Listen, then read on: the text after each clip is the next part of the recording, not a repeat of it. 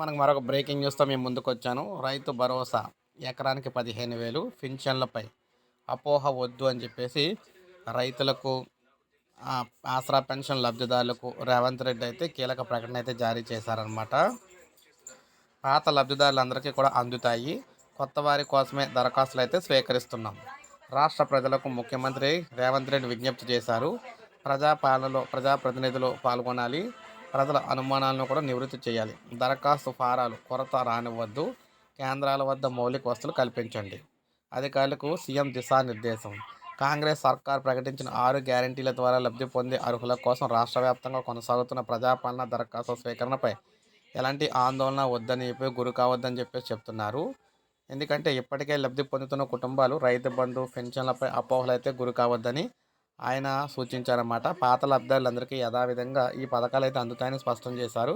గతంలో లబ్ధి పొందని వారు కొత్తగా కొన్ని పథకాలకు అర్హత ఉండి లబ్ధి పొందాలనుకునేవారు మాత్రమే దరఖాస్తు చేసుకోవాలన్నారు. ఈ విషయంలో ప్రజలు ఎలాంటి ఆందోళనకు గురి కావద్దని కూడా చెప్పారు.